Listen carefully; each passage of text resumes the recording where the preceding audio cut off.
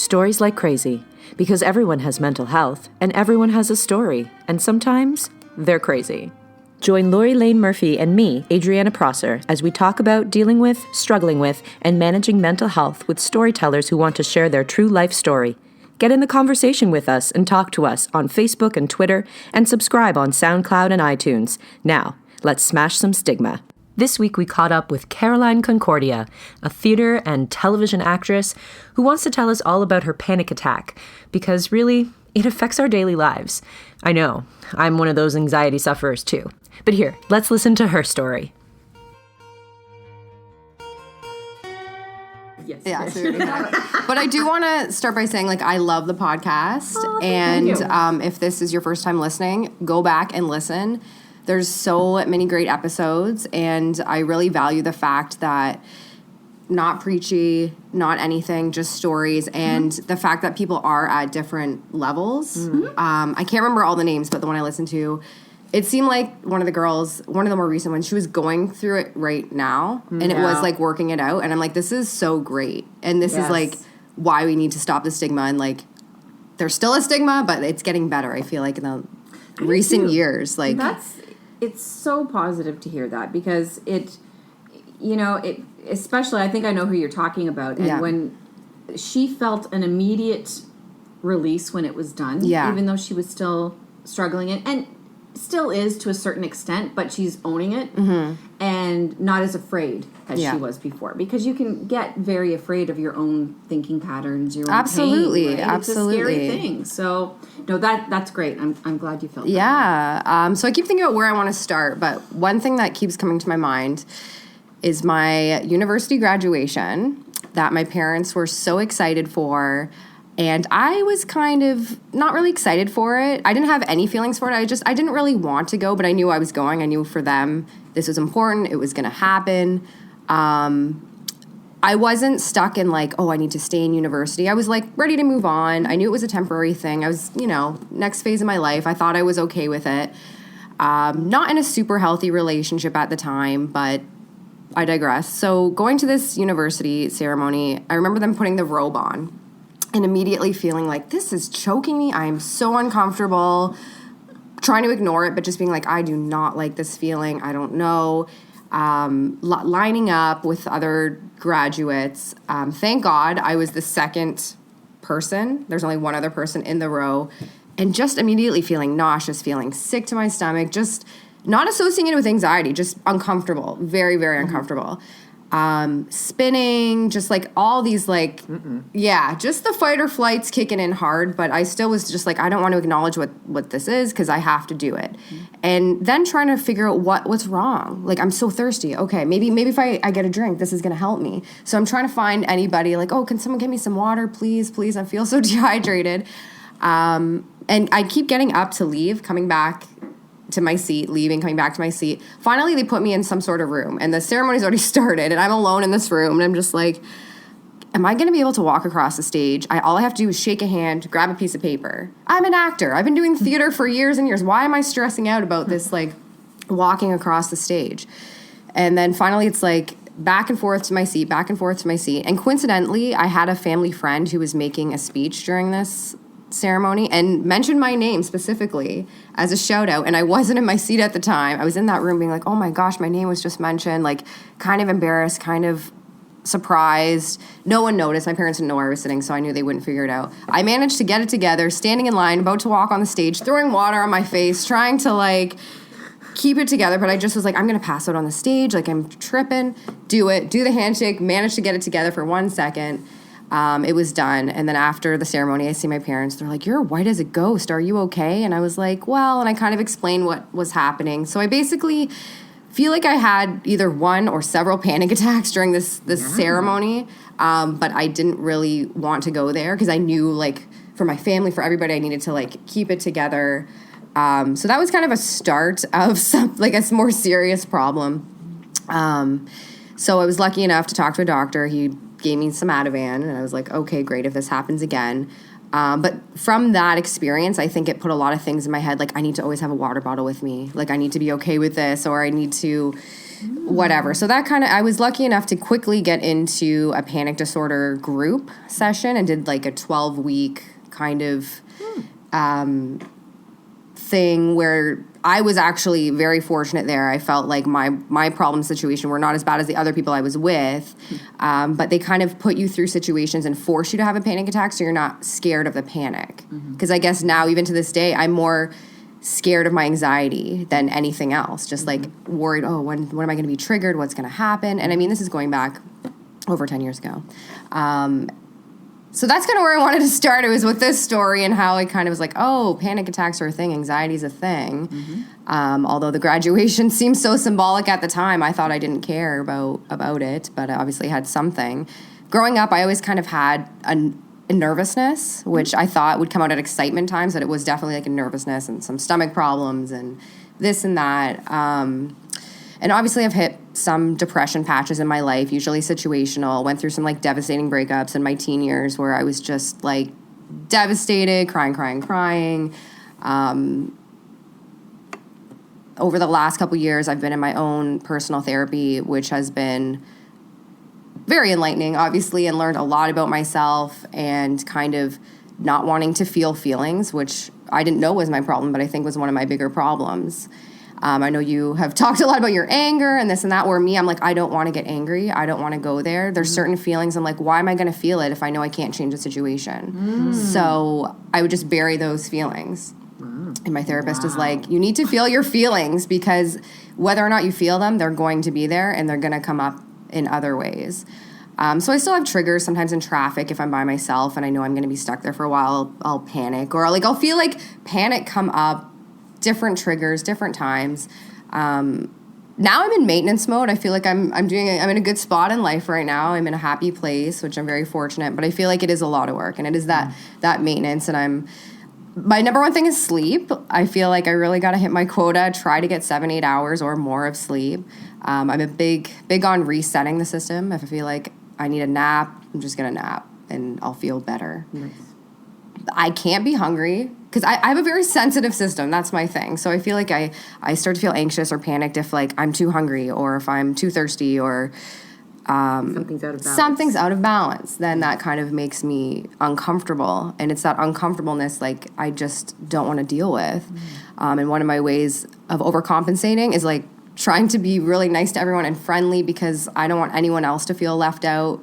So I'd rather people think I'm a weirdo than think that I'm anxious for some reason. So I'm definitely the first one at work to say hi to everyone.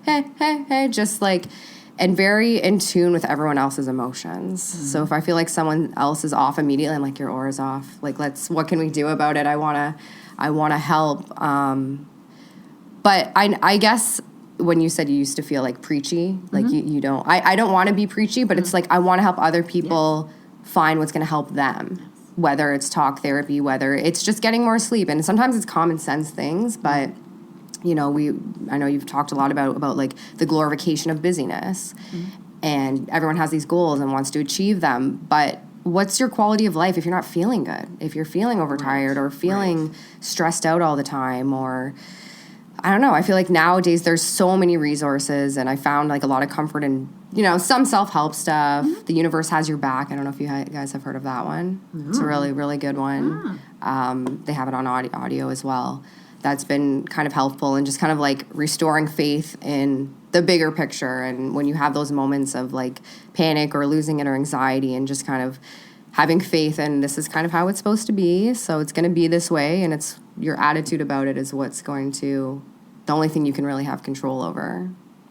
And even then, it's you're your greatest ally, and your greatest challenge, enemy. I don't want to say enemy, but I'll say enemy. But what I'm getting, just as you're talking, I'm just wowed because of the self-awareness. You're such an empath, and I think that people who, and Adrienne and I have talked about it a bunch, that. And probably this is where the fear of being preachy, but we actually do give a shit. Yeah, so absolutely. The good part of that, I think, the positive part of that is genuinely listening to other people and not making conversations, you know, about yourself or about your own experience. But also, it's understanding that if we can tap into some of the stuff that we know about ourselves and maybe not be so afraid of it, because it's going to happen. And you were saying, like, this is going to come up. When is it going to come up? How is it going to come up? How do I prepare myself? Yeah. All of those things, like you said, it seems really simple, but it's taking some of the control back when we know in that moment or two we won't have it. Yes. So that's really powerful to me. And I'm going to make sure I have a water bottle in my purse. But no, it's understanding your triggers. I think a lot of us don't. Or we're not aware of what's going to trigger us until we're triggered. Yeah. And then it's, oh, crap, and then away we go. And I don't think in the history of my 49 years of panic attacks, it's never not scary. Yeah. Right? Doesn't matter. I know exactly what this is. I know I'm not dying, but I think I am. Yeah. No, absolutely. But really, I forgot how to breathe. Yeah. You know? Yeah. So I think the message I hear from you is just one of such awareness, and there's power in that. There's hope in that. Yeah. You know? Yeah. I definitely feel like very self-aware, almost. I don't want to say to a fault maybe, but I think the older we get, why not kind of embrace these things? Like sometimes I feel like I still have anxiety and I don't know why. It's just kind of there. Other times I'm like, oh, I know what this is about. I feel like I can't do this thing. I'm on the way to do this thing. I don't want to do it. But I know I have to. And just kind of like having that wrestling match in your head of like, it's going to happen. I'm going to have to do it. I've agreed to do whatever this thing is. And it's always fine and it ends up fine. But it's just that struggle on the way there or before you leave where you feel like it's so impossible. And then what you said earlier is then you're not enjoying it. And that's such a ripoff to me, right? When you do that thing you didn't want to do, then you do it, you had fun, and then you go, I could have had fun all day with this. But instead, I dreaded for 7 hours until I went, right? Exactly. So it's hard to get there, but that's a great message for people, that you have more control. You take the keys back from this anxiety or this panic, and that diffuses some of the power, I think.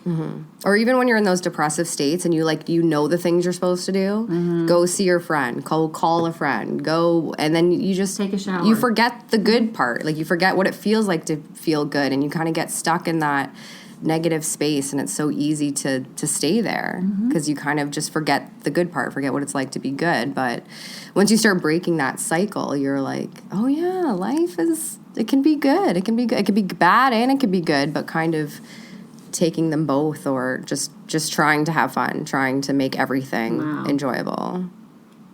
And it's so many of the things that you're saying are just bouncing around in my brain, but you seem to be a very positive woman, but you are also a realist too. Because a couple times you've said, it's going to be there. Or we're going to have both.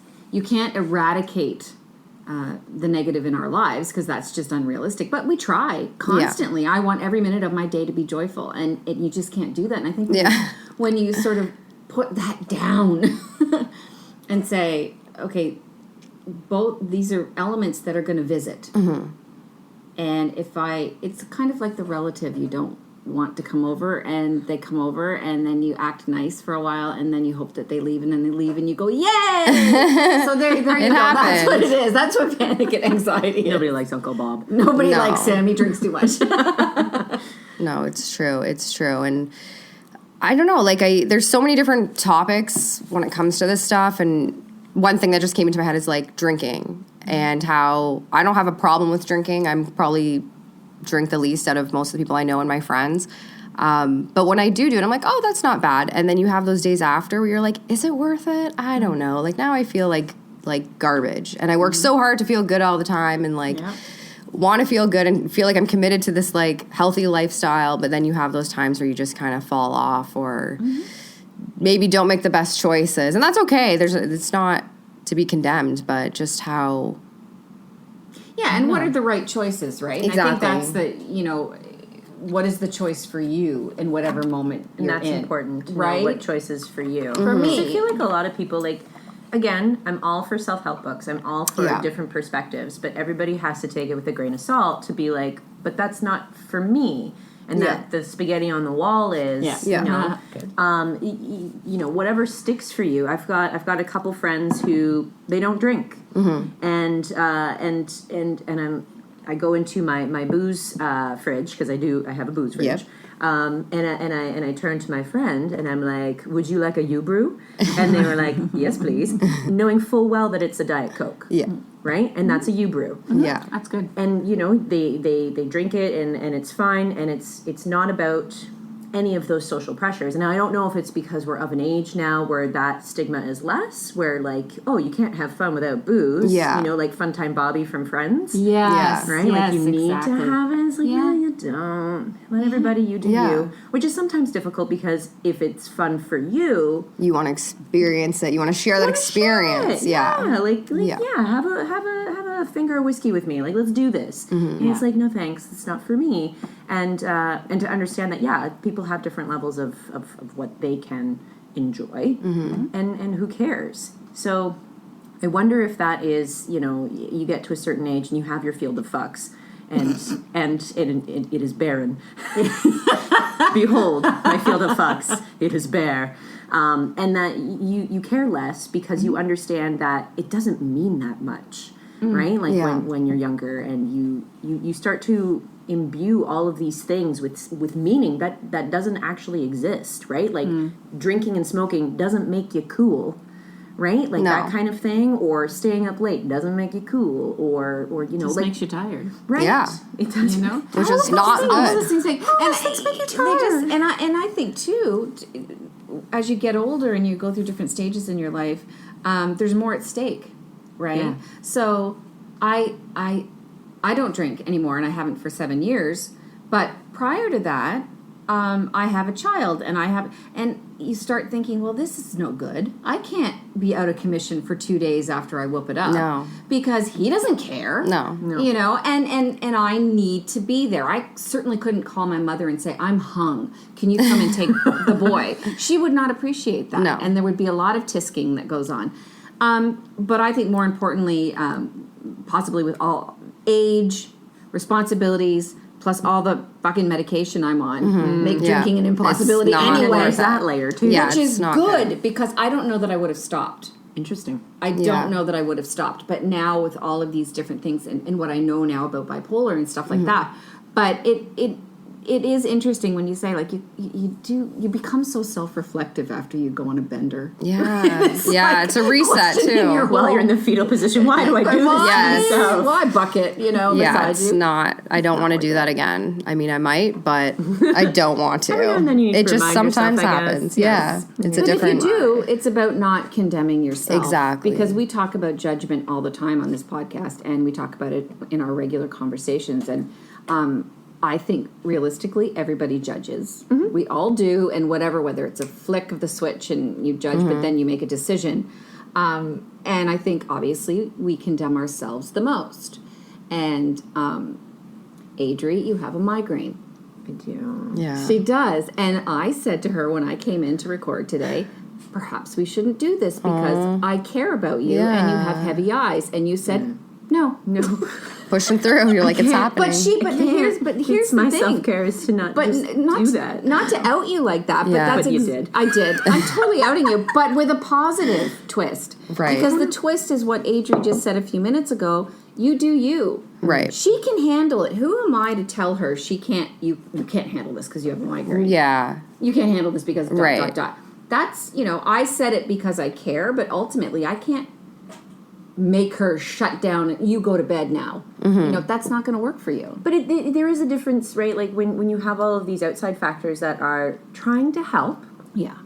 And that they think they're helping. Of course. Because they are providing their bias and judgment through their lens. And Right. a lot of the time it comes out wrong. Yep. And we've and that's where stigma usually lies, is usually from a place of good intent. Yes. But it always comes out wrong. Right? Because they know something isn't in balance. I don't want to say normal because there is no such thing, but it might be out of balance. And that, you say, just go to bed. just, eat some fruit and feel good. Go for a walk. Go for a walk. Like all of those things that are like, well, when I'm sad, I just, have a $5 latte and treat myself. And it's like, that might not be self-care. Yeah. Or at least not for me. Yeah, not for you. No. So there's that. And again, being a huge empath and being a huge extrovert, it's weird that being quiet in a room in the dark and everything like that, I can only do that for so long, because then I start to have my anxiety and panic attacks because I'm idle and isolated. And I just feel really dislocated from my actual life, that it's no longer restful. So I have to do stuff. Yeah. And it's one of those things where, like, I was in first year university when I had mono, and they had to kick me out because they're like, you are a zombie and you're shuffling around and you're going to get everybody sick. Go home. And it was like they had to physically remove me because I'm like, no, I'm good. And because I couldn't fathom there was also the idea of like every day is like $280, so like why am I going to stay at home? And there's that weird panic attack of like responsibility, letting people down, letting yourself down. That's a huge one, right? And I was much more selfish when I was younger, and now I've crossed over into, if I say I'm going to do something and I can't do it, and that's tricky when you have a chronic illness, because there are days when I can't. And then how do you not judge that, right? How do you just say, the people closest to you know and they get it, but there's still that. It's still for you, there's, you're not, you can't plow through it. You can't soldier on, right? You can't, all of that stuff. And I think that if the more we have stories like what you're sharing, and I think there's probably a zillion students, especially on the college strike, speaking of letting people down, that can relate to that graduation, and I'm thinking that in that moment, not only are you having panic, but it's a change of life, it's a transition, it's all of this stuff. It's a lot of baggage in that. It's so much. In that moment, right? And you think, like you said, well, what's the big deal? I'm an actor. I can go across and get my damn piece of paper, but it's not that. Because it's not a character, it's you, it's your life. This is your... Not a character. Yes, exactly. Yeah. So it had a lot of weight to that situation. How did you find the difference between group and personal therapy? Well, the group was very hands-on, like very physical. I found it helpful because couldn't help but compare myself and see all these people and what they were struggling with, and it kind of gave me some gratitude to be like, okay, these are my problems, and I think I'll be able to kind of deal with them. And compared to individual therapy, I don't know. I'm still on that journey. I don't know when that will be over, which is... You might not. It might not ever. I mean, it's an expensive journey. But I get a lot out of it. And I feel like even when you're not in crisis, then you can even explore yourself, explore things more. Initially when I went, I was in crisis and I didn't know why. I didn't know how to deal with it. My coping wasn't working anymore. But I feel like there is still stigma on therapy. I wanted to ask you guys, because I tell people, and I feel like sometimes I'm judged for it, or people don't understand, like, why would you do that? I think it should be for everyone. I really think everyone should have that time at some point in their life. Yeah, and again, I think that it's will always be tied to mental illness of any kind, and help for mental illness will always be attached somewhat to the old stereotype that you're the neurotic. You can't function without your doctor. You can't all of the things that you see on TV years ago or movies and stuff like that. And there probably is. I do talks on the subject of mental health and mental health in the workplace in particular, and there's a lot of eye rolling that still goes on. Yeah. So you may not physically see my eyes roll, but they're rolling, right? When you say, I've got to cut out, are you going to the dentist? No, actually, I'm going to my therapist. Yeah. And there's a moment. There's a moment, and it can be so quick, but when you're an empath, you feel it. You go, ow, right? Yeah. So I don't know that will ever go away. Yeah. I really don't, and I think at least where I am in my life, I'm okay with that. Yeah.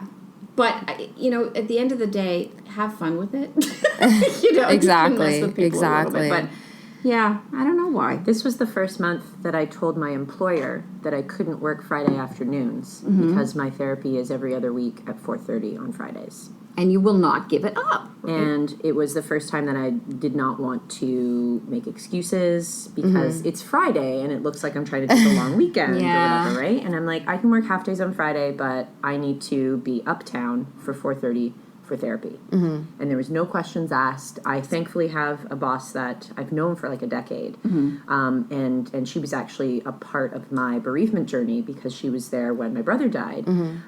So I feel very lucky that I could be quite transparent and that other people might actually have to pretend that they want to have a long weekend every other week, right? But even though I know that I'm supported by this boss and that I know that she would understand, there was like I left it in my draft folder for like 3 days about like, am I actually just sending this? Am I sending this? Am I saying actually I can't work those days because of therapy? Because I knew one of them was a big program day where I work, and I know that they would appreciate all hands on deck. Sure. And so I was like, crap, do I? Because then again, there's that weird part of me feeling like a jerk and feeling guilty that I'm putting myself first, right? Yeah. Even though it's a job, and everybody's like, it's only a job, and it's like, but when you invest in things and you have responsibilities, you take pride in your responsibilities, it doesn't matter if it's your dream job. Yeah. It doesn't matter if you work at Tim Hortons. If you committed to doing something and you want to do your best. I want to do a good job. I want to, make the best double that I can, right? So but it's that whole... And it's your reputation. It's your name. It's your whole thing. Yeah. And isn't that sad, though, that you're actually doing things in your therapy to make you a healthier, happier, more productive human being? But in many cases, there's that implied eye roll. If you were saying, my chemo is at 4:30 every other Friday. For sure. Oh, please go. Please go. And knowing you, Adri, you'd still go, well... Yeah. But I can still take a half day. I'll just bring the IV with me. Come on, right? It'll be fine. I can still read or something. Yeah, something. Give me something to do. But it's true that we're so forgiving for physical illness, even though I will debate till the end of time that mental illness is a physical illness because your brain is an organ. Come on. Yeah. But there's still, it's 2017. There's a lot of areas when we're dealing with mental illness that I think we're talking the talk a little bit more, but we're still not seeing the walk. And that's why I make it a point to be transparent. Yes, I feel like too. at this point in my life, I'm not, like, I have a thick enough skin that I can be out there for the nameless others who don't feel like they can say, no, I need to go to therapy today, and that's why I can't show up. Yes. Yeah. That whatever, I probably couldn't have said this, the 7 years ago when I was just starting, because even then it was something for me. But that it's, I can't make it. I'll see you after therapy. And that it is very nonchalant, and I don't try to, like, over dramatize where it's like, oh, well, actually, if you lean in and I'll tell you a secret. Like, it's a talking point of like, can't be there. It's just like I'm saying why I'm going to the gym. Yeah. Right? Yep. And I make sure that that's a thing, and I make eye contact because there's no shame. I'm trying to show that there's no shame. Yes. And I'm trying also to be a jerk. I'm trying to be like, so there's no shame for me here. Now I'm going to lobby the ball over to you that I just said that I'm going to therapy. Yeah. And if I do perceive that eye roll, then I want you to understand that maybe I have some kind of judgment there too, right? Like, it's not all on you to judge me. Like, I'm going to see how you receive that ball of understanding. That is so brilliant, Adri, of course. I mean, because I'm you a are jerk. No, but I mean, it's that's another way to educate people, because in that moment, you are, I can be a dick too, because maybe I expect you to handle my issues beautifully and gracefully. That's a lot of baggage to put on a person who's maybe not ready for that. Well, that's, right? I demand that you accept my diagnosis, and you need to be there for me. I never thought of it that way. Right? Because that's kind of what I'm doing. But I think that's... Hopefully in a nice kind of huggy, kind of not like hippy-dippy way, but in the sense of like them being like, but I can't. I wish I could articulate it but it's a thing that goes on between two people when you're having that, and it just goes back and forth, and it puts me in mind of I was at a wellness fair, and I was doing some talking around mental illness in general, and we're having some conversations, and there's some people there. And I said, so, because I'm very transparent as well, because what have I got to lose at this point? I want people, what difference does it make that I have bipolar disorder and what that looks, who cares? Now, if it's bothering you, that's on you, right? That kind of thing. But I'm at this wellness fair and I disclosed, and so people aren't necessarily overtly negative, but they show their lack of understanding when they say you don't look like you have bipolar. Mm-hmm. And then, what does that mean? And I say that, and I do a bit of the Adri. I say, well, okay, so what does that mean to you? Like when I say that, and it was great because some of these people were like, well, I don't know, I just didn't think you would be so together. Wow. Sometimes I'm not. Yeah. Yeah. But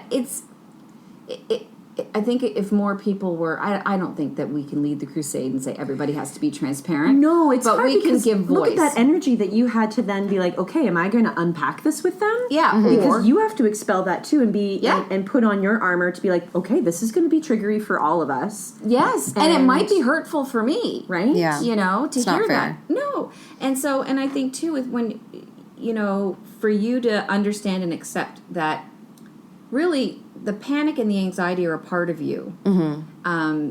Sometimes they're away in the closet or under there, but I still come back to that relative that gets on our nerves, and you think, all right, like I have to because it's Christmas.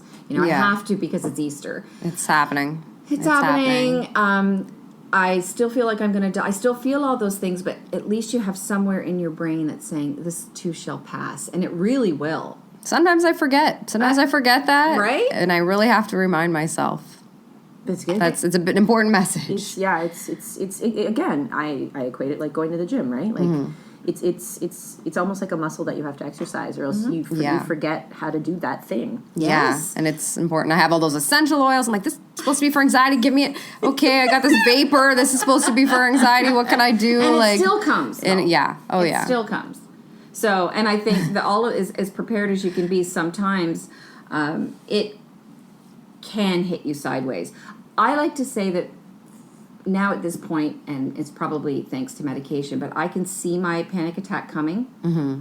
It's like the train is coming. No. So and then it's awful but good. It's awful because I'm like, when you're going up the roller coaster, that kind of thing. But prior to that, sometimes it's just, hi, oh, whoa, what is that? Yeah. And so to sort of try to understand your own body a little bit and know that, you look at patterns and say, well, maybe for you, I can see it coming, or I never see it coming, so I better have that water bottle or that Ativan or whatever it is that helps. And medication is good if that works for you. Right. So that's important. I'm very preachy today. And you started this saying, I love that you're not preachy. Well, it does come from a good place. But actually, that reminds me of one thing I wanted to say that was really helpful in finding a therapist. Because I did do a random, I know you've told your terrible stories about barfing in a bush. Yeah, that one. I love that story. But I also randomly picked a therapist once just online in Toronto. I was like, okay, I like his picture. His bio seems okay. Yeah, I didn't know, and I didn't have a great experience and wasn't sure. But there's great referral services in Toronto where you go, you make an appointment. I can't even remember. I don't know if it was you that recommended it to me. I don't know. Maybe not. Someone recommended it to me years ago. Maybe there's one actually in this area, referral service. If you Google that, you'll find it. And you go in and you it's a paid appointment, but definitely worth the money so you don't waste your time going to therapists that you're not connecting with. And you can break it down if you have a specific gender you want that makes you more comfortable, if price is an option, if location is an issue, what you're looking for, what your issues are at this time. And they matched me up with the perfect person. Man, can you imagine if there was Psychotherapy Tinder?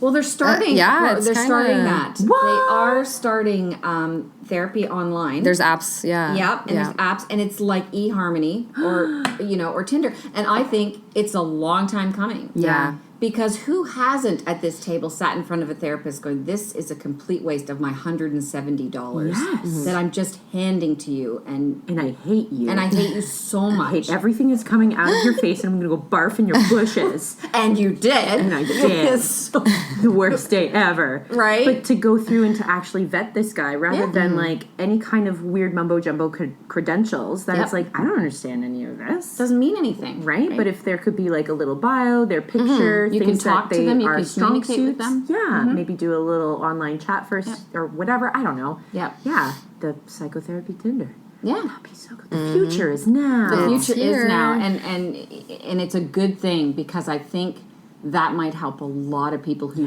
still have that, I'm going into the therapist's office and everybody can see that I'm going, whoever this everybody is. Yeah. Right? I'm going into this location. Ugh.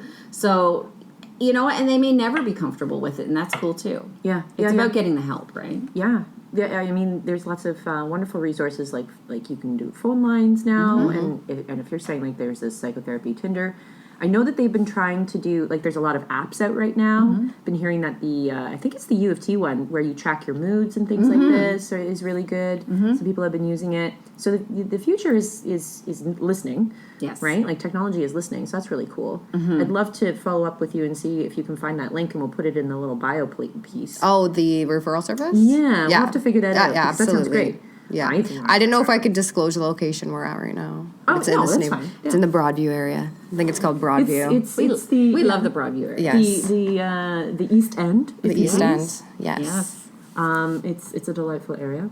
Is it because we're on the other side of the Don Valley Parkway? Is that what it is? We're not really the Toronto. other side of the tracks. We're not really Toronto. You're worst. So Toronto. But yeah, there's a lot of stuff available to you. And if it's from keeping a water bottle in your purse to checking what the future has in store with online goodness. I mean, there's a lot of things that are available to you as resources. And if you don't want to say that you're going to therapy, say whatever you need to say. But at the end of the day, if you can look out for you, I mean, you brought us clementines, and I feel like that's part of... I'm happier already, really. Right? And I've got another one, actually. Good. Do it. But I feel like that's an extension of what you were saying before, of being ready. Yes. And providing a control of the situation. Like, this is one of your controls to make you feel good in this place. Like, you actually said, I can't come empty-handed. That's true. Because it would set you off balance. It would. I would feel awkward. Right? And that this is here, and already we've got such... That's self-care right there, though. And I think that's it. People, when they hear... The people who don't talk about mental illness or know a lot about it... automatically think self-care is simply taking a bath. Yeah, and aromatherapy bullshit. Right. So not that it's bullshit. This is I'm just saying. Everybody who's listening, we're eating clementines because... I like the scent of lavender. I'm just saying. But like... It can help.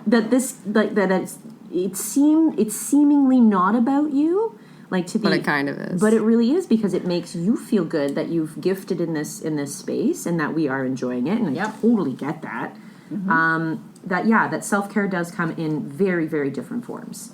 And not necessarily something that needs to cost very much, or even if at all, like going for a walk with my puppers.